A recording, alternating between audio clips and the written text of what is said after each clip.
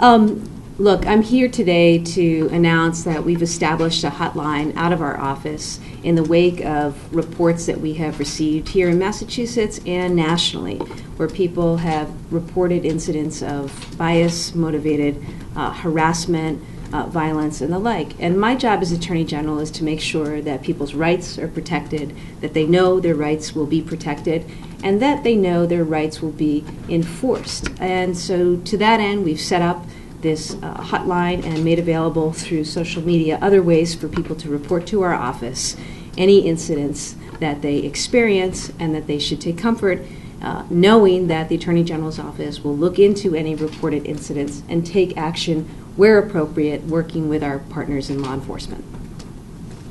Any questions? What incidents prompted you to establish this?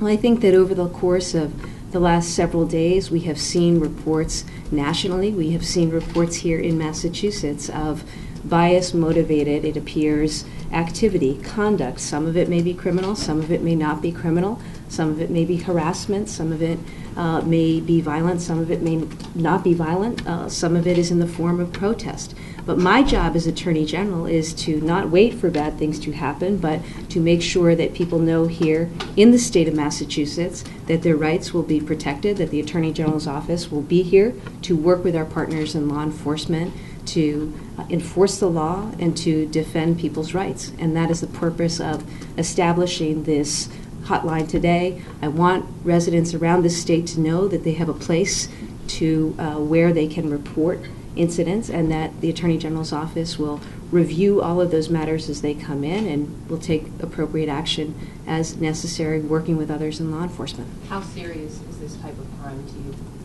Well, I think it's vitally important that we make clear that in Massachusetts, people have rights. Those rights are to be protected, and that the Attorney General's office and others in law enforcement will stand at the ready to enforce rights, to protect the rights of people, and to keep people safe. I take that very seriously, as I think all of us should here in the state, and that's what today's effort is about. How do you balance the right to free speech and also someone else's, right to safety in this type of situation? Well, those things are not mutually exclusive. We need to make sure that we respect the right to free speech, we respect the right of people to say and express themselves, to protest even, to take to the streets peacefully. That's certainly within the First Amendment protection, and we're going to respect that. But we're also going to work to keep people safe, and we're going to work to protect civil rights. And that's what I want to make sure that people know today, that to the extent they are feeling concerned, to the extent they are concerned about their safety, the safety of their loved ones, the safety of their children, they need to know that here in the state of Massachusetts, there are civil rights laws in place, that we're going to enforce those laws, and that my office will work with others in law enforcement to do just that. Sorry, but can you talk specifically about what you've seen in Massachusetts? Well, I think that we've seen the reports that we've read about in the paper. Anecdotally, we've heard different things, but I think that what's important is that people know today, going forward, to the extent they witness or experience or are subjected to anything that appears to be bias-motivated harassment or violence, whether it's on the basis of race or ethnicity or religion or sexual orientation, their status as an immigrant, they need to know that there are laws in the state of Massachusetts that protect them, and that I will be there to enforce those rights and to protect those rights and to work with others in law enforcement to keep people safe. I didn't see the language in the press release, but are you making a direct correlation to these recent, uptick in calls to the election, to the post-election?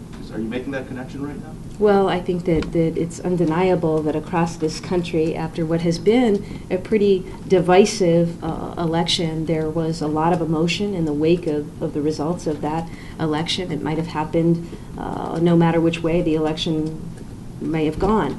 But we've seen that. That's real. We see what's happening out on the streets. We've seen already the reports of certain incidents here in Massachusetts and certainly nationally. And so I think that in the wake of that, the responsible thing to do for me as Attorney General is to make sure that people know that in Massachusetts there are civil rights laws, there are laws about public safety, and that I'm going to enforce those laws. And the way for me to enforce those laws is to make sure that when and if that activity occurs, that people know they have a place to turn, they can report that information, we'll investigate, assess that information, and take whatever action is appropriate. Are there any More so- incidents that your office is currently investigating here in Massachusetts?